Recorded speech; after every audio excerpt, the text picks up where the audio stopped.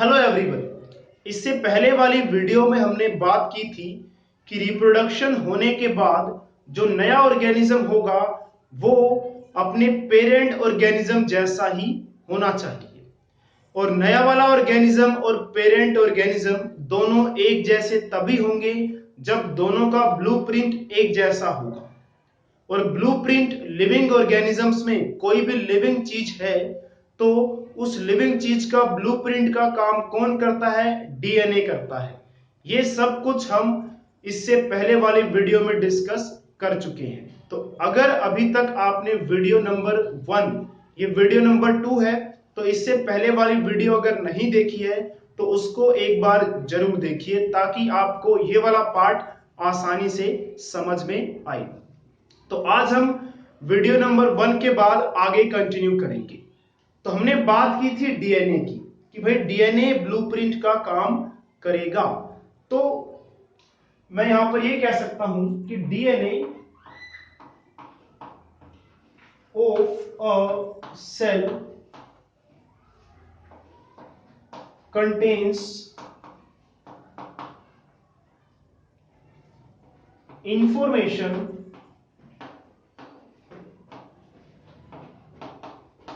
Of inheritance. जो भी चीज मैं यहां पे लिख रहा हूं उस चीज को मैं अच्छे से आपको अभी समझाऊंगा भी। तो DNA of a cell contains information of inheritance of characters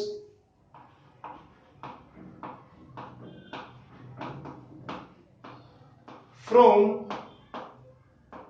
one generation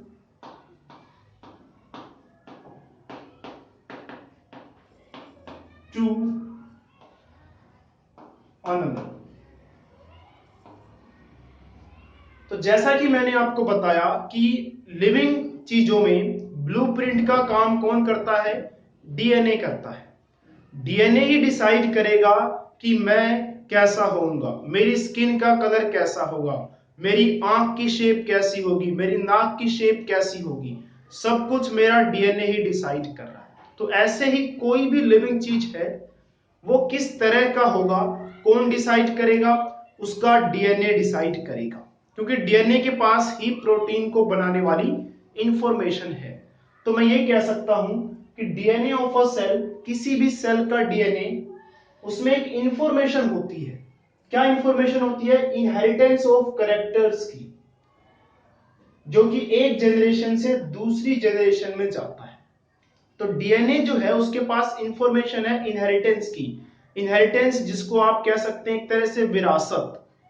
तो इसके पास करेक्टर्स यानी कि विशेषताएं या कह लो गुण। तो गुणों की विरासत है किसके पास? डीएनए की। अब विरासत क्या होता है? विरासत का मतलब होता है कि जो हमें कोई भी संपत्ति या कुछ भी अगर पिछली जनरेशन से जो हमें मिलता है उसको हम बोलते हैं विरासत। तो यहाँ पे इनहेरिटेंस ऑफ करेक्टर्स, तो यहाँ पे विरासत क्या मिल रही है हमें? करेक्टर्स मिल रही है, हमें गुण मिल रही है एक जनरेशन से दूसरी जनरेशन में।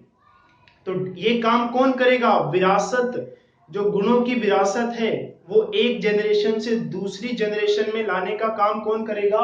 डीएनए करेगा। तो अगर आपसे कोई पूछता है कि डीएनए क्या होता है तो ये भी आप लिख सकते हैं कि हाँ भाई डीएनए जो है उसके पास इंफॉर्मेशन है इनहेरिटेंस ऑफ कैरेक्टर्स की। तो इस तरह से आपके पास एक मीनिंग भी आ गया कि व्हाट इज डीएनए, तो आप ये लिख सकते हैं। चलिए आगे बढ़ते हैं। तो आगे हमें बात किसकी करनी है कि तो अब मुझे पता चल चुका है कि डीएनए के पास ही सारी इंफॉर्मेशन है कि नए वाला ऑर्गेनिज्म कैसा होगा और पुराने वाला ऑर्गेनिज्म कैसा होगा। तो हमें पता है कि दोनों ऑर्गेनिजम्स एक जैसे होने चाहिए। तो मैं एक पॉइंट बना सकता हूं कि the DNA of newly produced organism should be similar to the DNA of parent organism.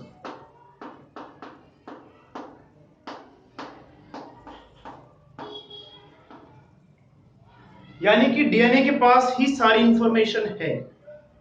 तो क्यों ना मैं ये सोच लूं या ये मान लूं कि दो जीव, दो ऑर्गेनिजम्स एक जैसे तभी होंगे जब उनके डीएनए भी लगभग एक समान होंगे, एक जैसे होंगे। तो अब हमने ये सोच लिया या हमें ये पता चल चुका है कि डीएनए के पास सारी इंफॉर्मेशन है कि नए वाला ऑर्गेनिज्म कैसा होगा। तो हमें यह भी पता है कि नए वाला ऑर्गेनिज्म पुराने वाले जैसा ही होना चाहिए। तो अब नए वाला ऑर्गेनिज्म, मान लेते हैं हमारे पास एक ऑर्गेनिज्म है जिसकी शेप ऐसे ट्रायंगल जैसी है, मान लेते हैं समझने के लिए, और इससे रिप्रोड्यूस होके जो नया ऑर्गेनिज्म बनेगा वो भी ट्रायंगल जैसा होगा, होना भी चाहिए ट्रायंगल जैसा, ताकि ये इसकी देखभाल कर सके। तो नए वाला ऑर्गेनिज्म, नए वाला जिसको मैं डॉटर सेल कह सकता हूं, और ये पेरेंट सेल, मान लेते हैं एक सेल है, सिंपली एक सेल। तो ये पेरेंट सेल है, पेरेंट सेल से डॉटर सेल बन गई। और हमने क्या देखा, डॉटर सेल पेरेंट सेल जैसे ही है। किसने डॉटर सेल को कहा था कि तुम्हें पेरेंट सेल जैसे ही बनना है? किसने कहा, किसने डिसाइड किया? डीएनए ने। तो इसके डीएनए ने कहा इसको कि तुम्हें इसके जैसा बनना है। क्यों बनना है? क्योंकि तुम्हारा डीएनए भी इसके जैसा ही है।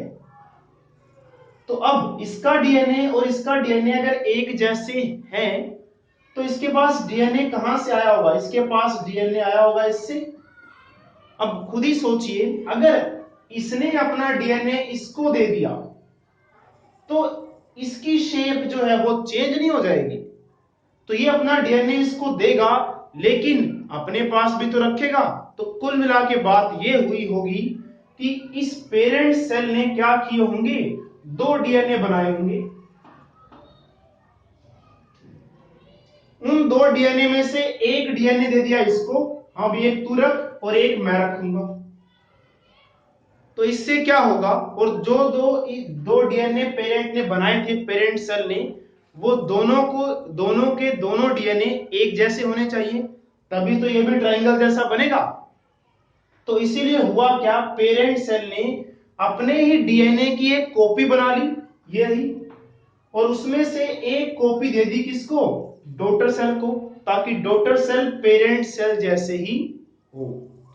तो यहां से एक बात सामने निकल कर ये आती है कि रिप्रोडक्शन जब भी होगा, रिप्रोडक्शन का मतलब डॉटर सेल या एक नया ऑर्गेनिज्म जब भी बनेगा पेरेंट ऑर्गेनिज्म से, तो इसका इसके जैसा होना जरूरी है। और ये तभी पॉसिबल है जब ये अपनी डीएनए की एक कॉपी इसको दे दे और एक अपने पास रखे। यानी कि रिप्रोडक्शन करना है हमें, तो रिप्रोडक्शन होने के लिए डीएनए का कॉपी होना सबसे ज्यादा जरूरी है। तो मैं यहां पर ये कह सकता हूं कि therefore a basic event in the reproduction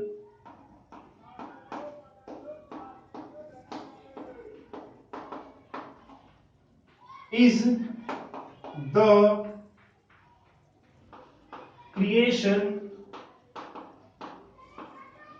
of DNA copy। तो यहां से हमें ये पता चलता है कि रिप्रोडक्शन का जो बेसिक इवेंट है, सबसे मेन बेसिक मूल जिसको आप कह सकते हैं, वो इवेंट क्या है कि डीएनए की कॉपी का क्रिएट होना। तो इस तरह से अगर आपसे कोई पूछे कि what is the importance of DNA कॉपिंग, DNA कॉपिंग की क्या इंपॉर्टेंस है, क्यों जरूरी है, तो ये रहा उसके सामने आंसर। तो इस तरह से आप समझ गए होंगे कि what is the importance of DNA कॉपिंग। तो आपको एक टॉपिक नया पता चल गया कि इंपॉर्टेंस ऑफ डीएनए कॉपिंग क्यों है, क्यों जरूरी है डीएनए कॉपी का होना। तो आज की इस वीडियो में मेरा मकसद यही था कि आपको इंपॉर्टेंस ऑफ डीएनए कॉपिंग समझाया जाए। आई होप आपको समझ में आ गया होगा आसानी से कि डीएनए कॉपिंग की इंपॉर्टेंस क्या है या फिर डीएनए कॉपिंग क्यों की जाती है। तो अगर वीडियो समझ में आ गई हो तो वीडियो को लाइक और अपने फ्रेंड्स को शेयर करना ना भूलिए, और साथ में वीडियो के डिस्क्रिप्शन में पार्ट नंबर 1 का लिंक भी है। अगर आपने पार्ट 1 नहीं देखा तो इससे पहले वाले जो वीडियो यानी कि पार्ट 1 है उसको जरूर देखिए, ताकि आपको ये चीज और भी आसानी से समझ में आ जाए। तब तक के लिए दोस्तों अलविदा, आपसे फिर मुलाकात होगी। जय हिंद।